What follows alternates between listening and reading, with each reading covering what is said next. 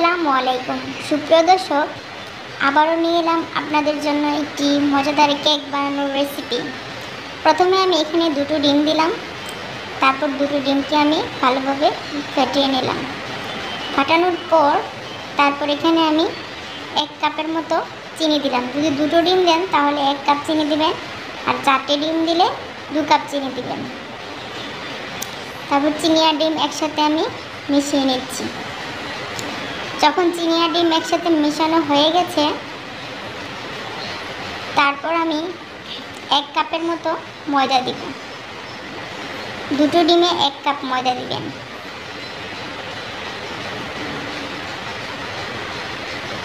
তারপর ময়দা এবং ডিম একসাথে মিশিয়ে নিয়েছি।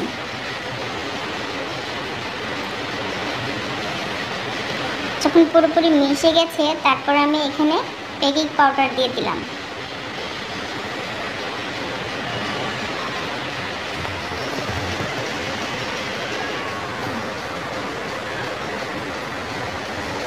তারপর দিলাম আমি এখানে তেল, সাদা তেল দিয়ে দিলাম।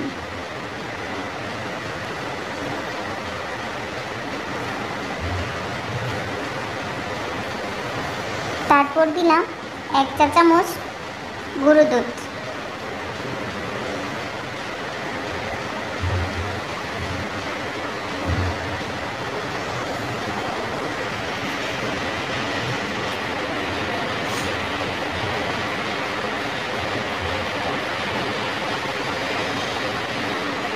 তারপর চুলায় আমি একটি বাটি বসাবো। তার জন্য আগে বাটিটা রেডি করতে হবে। আমি বাটিটায় তেল ভালো করে মিক্সড করে দিচ্ছি চারিদিক দিয়ে। তারপর আমি করে রাখা ডোটা ঢেলে দিলাম। তারপর আমি ঢাকনা দিয়ে বাটিটা ঢেকে দিলাম। তারপর আমি চুলায় একটি পাতিল বসালাম। তারপর একটা স্ট্যান্ড দিলাম। স্ট্যান্ডের উপরে আমি কেকের যে বাটিটা এটা রাখলাম।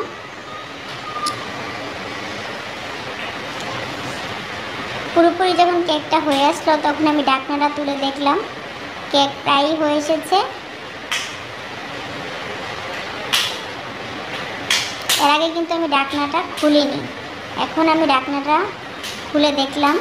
তারপর ডেকোরেশন করে নিলাম চকলেট দিয়ে। এখানে আমি 3 ধরনের চকলেট ইউজ করেছি। আজকাল দোকানে কেক কিনতে গেলে যে দাম, তার চেয়ে নিজে যতটুকু পারা যায় মজা করে বাসায় খাওয়া যায়, খরচও কম লাগে, খেতেও স্বাস্থ্যসম্মত হয়। দোকানের জিনিস আজকাল মোটেও ভালো হয় না। সেজন্য আমি মনে করি সবাই বাসায় বানিয়ে খেলে খুব ভালো হয়। খুবই মজাদার একটি কেক বানিয়ে নিলাম চকলেট দিয়ে। ডেকোরেশনটা খুব ভালো লাগছে।